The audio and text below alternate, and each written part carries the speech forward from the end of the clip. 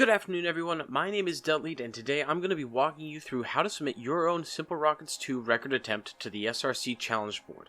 Now, I've covered the SRC Challenge Board a few times, and even in a recent live stream attempted the record and eventually set the record for the lowest mass rocket to Silo. The SRC Challenge Board is a great way to test your mettle and engineering prowess against other players, and as of recording this, there are still many records left totally unclaimed. So I'm going to show you what the rules are for the SRC challenges, how to build a rocket so it's legal for the challenges, what parts you'll need to officiate your score, and how to submit your record attempt once you're done. The first thing you need to understand is the rules. They are pretty self-explanatory, but I'm going to go ahead and walk through them now to better explain the intent behind these rules. Proofs can be unlisted, but the link will be shared. This means that when you record a video or whatever your evidence of completing the challenge successfully is, you need to actually share that with the mod team so that they're able to look at it.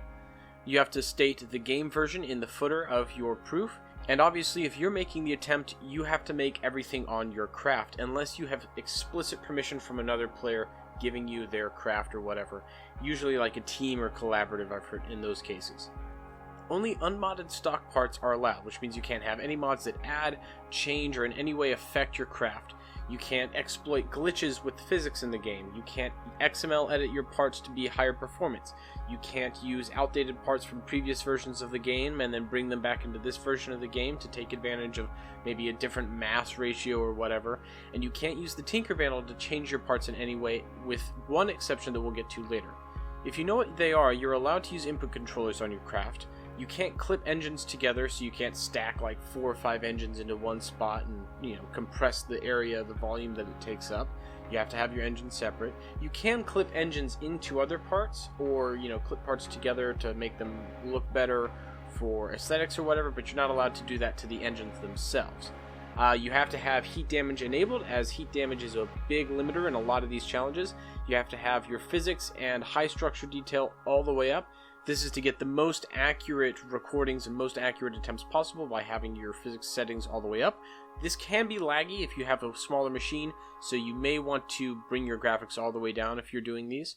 All parts have to be visually connected. You can't have a part that's floating next to the rest of your craft. It has to actually be connected in some way that makes sense if you were to build it in the real world. And you're not allowed to abuse any game mechanic. No abusing gravity or like a physics part clipping thing to shoot your craft into space with only like 3 parts or whatever. You're not allowed to do anything like that. It has to be a legitimate attempt. You're not really allowed to use astronauts. You can put them on your craft for aesthetics, but you're not allowed to actually use them. You can add decorations. So this is what I was talking about earlier with the Tinker panel. You are allowed to use the Tinker panel, but you have to be very specific in the way you do it. You have to use parts that don't have consumables on them. So fuel tanks, I would recommend not using fuel tanks. Struts make good decoration parts and they can be shaped like fuel tanks. You have to name them in all caps, decoration. And you have to use the Tinker panel to set their mass to 0, turn off their drag inclusion. They can't be moving parts, they can't be rotators, pistons, electric motors, anything like that. And if you remove them, it shouldn't have any effect on your rocket. That's the kind of key word there, is if you have a part on there and you were to take it off and do it again, it would have 0 effect on your rocket.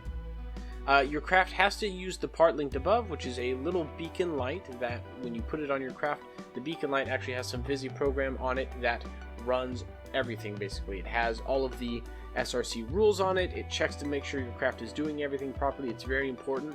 So make sure you have that on your craft somewhere where it's not going to be discarded like in a staging. So it needs to be like next to your command ship basically.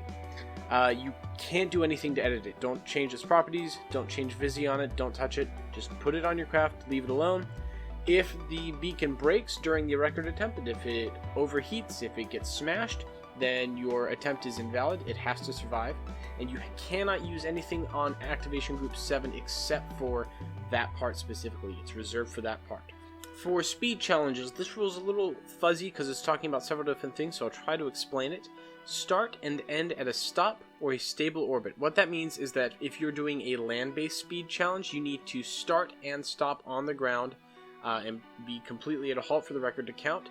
And if you were doing one of the orbital speed challenges, you have to achieve a stable orbit at the end of the challenge. So you have to accelerate and then decelerate as quickly as possible in orbit. And you have to stay in the right conditions during the attempts. So, for instance, the low atmosphere challenge, I believe you have to be under 10 kilometers the entire time. And for the racing challenges, you can't be airborne for more than a few seconds, and you're not allowed to use anything but wheels for propulsion in those challenges.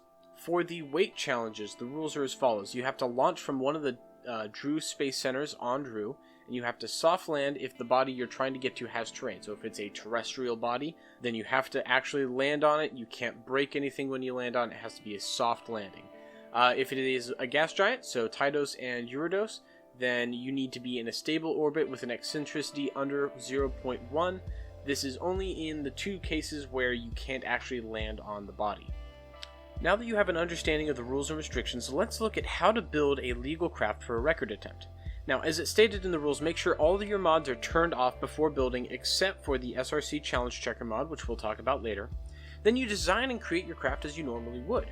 And once you're ready to submit it, you'll need to do 2 things. Make sure that all of the parts are legal, you don't have any clipped engines, and that any decoration parts have been declared and their properties changed appropriately to abide by the rules.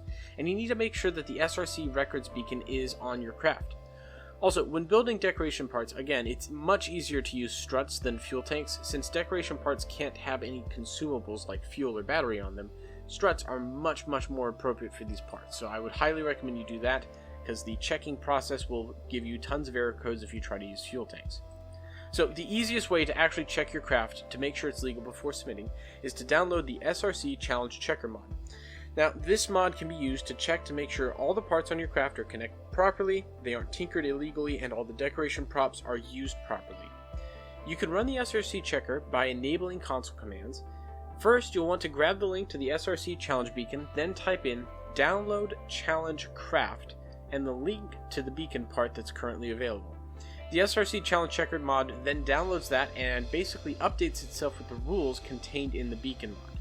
Then you're going to want to type in check craft. This command actually runs the mod and it will check your craft for any discrepancies based on the rules you've just downloaded. Once you've done that, bust out your favorite screen recording software and film yourself flying the mission.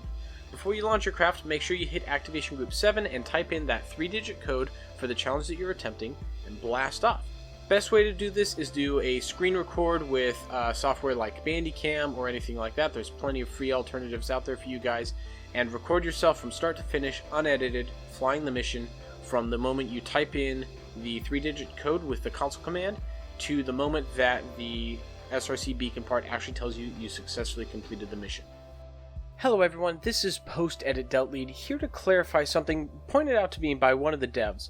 A lot of players, especially mobile players, don't have devices with the specs to run both SimpleRockets 2 and a screen recorder simultaneously. If this is you, there is an alternative way to submit a record attempt. If you can automate your craft with Visi, then load the craft into the game and while it's still sitting on the launch pad but before you've typed in the challenge code, save and upload the sandbox to the SimpleRockets 2 website. You can then submit that link to the sandbox instead of a video. If you don't know how to use Visi and you can't record your device's screen, well then you should probably fix one of those things before trying to attempt setting a record. Once you've recorded yourself flying the mission, upload that video to any video sharing service you like. I personally use YouTube and that's probably the most easy one and most familiar one to most of you, but you're not restricted to that, just anything that you can get a link to a video and share it with. Then you're going to want to go back to the SRC Discord and in the game channel type in the following line of text. Challenge, followed by the 3-digit code, then a link to the craft that you used in the challenge, and a link to the video you just made of the attempt. Once you've submitted your attempt, you should get a message back saying that your attempt is being reviewed, and once the moderator team has had a chance to look at it, they'll update the challenges page, and if you were successful, you'll see your score on the page. If there was something wrong with your attempt, the mod team will usually reach out to you and let you know what the issue was. So fear not, if you get rejected that first time, take their advice, make what changes you need to, and then try again. I hope you found this video helpful, and I would love to see more players attempting the challenges in the SimpleRockets Chat Discord server. Thanks again for watching, and as always, I will see you in the next video.